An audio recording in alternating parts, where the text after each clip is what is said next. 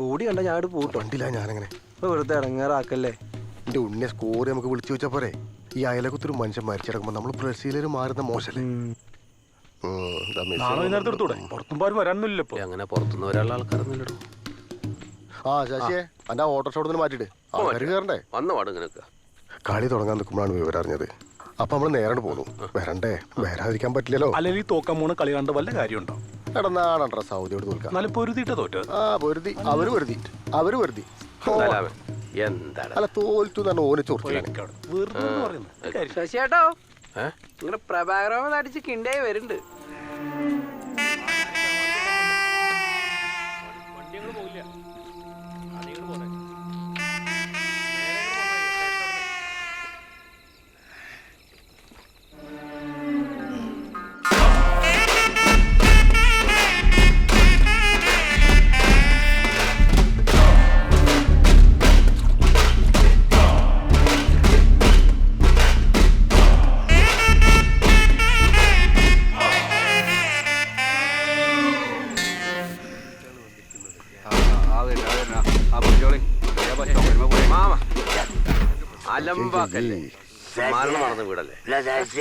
നീയും ചന്ദ്രനൊക്കെ എന്തിനാ ഇവിടെ വന്ന് മുളഞ്ഞിറക്കണെന്ന് എനിക്ക് നന്നായിട്ട് അറിയാട്ടാ.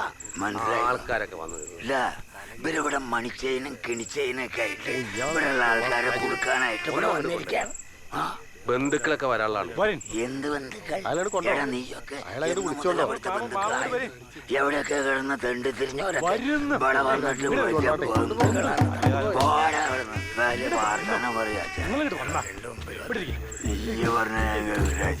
വേണ്ടപ്പെട്ട ഒരാളോട് മരിച്ചു. രാജീവൻ നിനക്കറിയോ, കഴിഞ്ഞ തിരുവോണത്തിന് അദ്ദേഹം പൂതിപ്പെട്ടിട്ട് ഒരു തുള്ളി വെള്ളം കൊടുക്കാൻ ഞാൻ ഇവിടെ വന്നപ്പോ ഇവരെന്നെ അടിച്ചോട്ടിച്ചു. അതൊന്നും ഇപ്പൊ പറയണ്ട. അതെ, അവരെങ്ങനെ കുറ്റം പറയാ? നിങ്ങളെ മരിക്കാണെങ്കിൽ ആൾക്ക് ചാരല്ലേ വായിലൊഴിച്ചു കൊടുത്ത്? രാജീവ, അത് നീ പറയരുത്. ഞാനും ആ മനുഷ്യനും തമ്മിലുള്ള ബന്ധത്തിന്റെ ഇരിപ്പ് വശം അനുസരിച്ച് നീ ഇപ്പൊ എന്നോട് പറയാൻ പാടില്ല. ഞാനാ പറയണേ. അതെ, നിങ്ങൾ നല്ല നാറ്റുണ്ട്. എന്ത് നാറ്റത്? നിങ്ങൾ മോഹം കഴിയിട്ടതൊന്നും തെച്ചു പോയി. ഒരു കാര്യം ചെയ്തോ, നിങ്ങളിങ്ങനെ വരണ്ടിട്ടേ അതിന് മെണിങ്കോ, അതാ നല്ല രാജീവ്. ഈ സൗകര്യം പോലെ മൂപ്പരൊന്ന് കൊണ്ടുപോട്ടെ, ആ ബോർഡ് കാണിച്ചു.